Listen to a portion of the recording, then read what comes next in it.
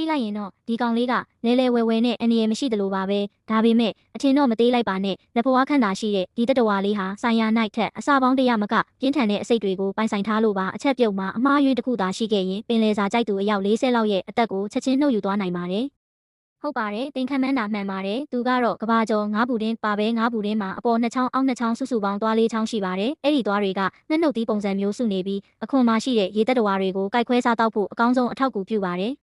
ဒါအပြင်သူတို့ဟာခန္ဓာကိုယ်ပုံတံကိုလည်းရုတ်တရက်ပြောင်းလဲပြစ်နိုင်ပါတယ်ကိုလေးနဲ့ဖောင်းပွားအောင်လုပ်ပြီးငကိုရွယ်စားထက်အစာပေါင်းများစွာကြီးလာအောင်လုပ်နိုင်တယ်လို့တကူလုံးမှာရှိတဲ့စူးကျွန်တွေကိုလည်းထောင်ထွက်လာအောင်လုပ်နိုင်စွမ်းရှိပါတယ်နောက်ထပ်စိတ်ဝင်စားစရာတစ်ခုကတော့အထီးလေးတွေရဲ့အခြေရေးပါသူတို့ဟာအမတ်လေးတွေသဘောကျလာအောင်ပင်လယ်ကျမ်းပြင်မှာတဲတွေနဲ့အရန်လှပတဲ့အတိုက်တွေကိုအမှုပညာလက်ရာမြောက်စွာဖန်တီးတတ်ကြပါတယ်အကယ်၍အမတ်လေးကအဲ့ဒီအမှုပညာလက်ရာကိုသဘောမကျဘူးဆိုရင်တော့သူတို့ရဲ့သားသမီးတွေအတွက်ပိုပြီးအရေးချင်းရှိတဲ့အမှုပညာရှင်အထီးကိုပဲရှာဖွေသွားမှာဖြစ်ပါတယ်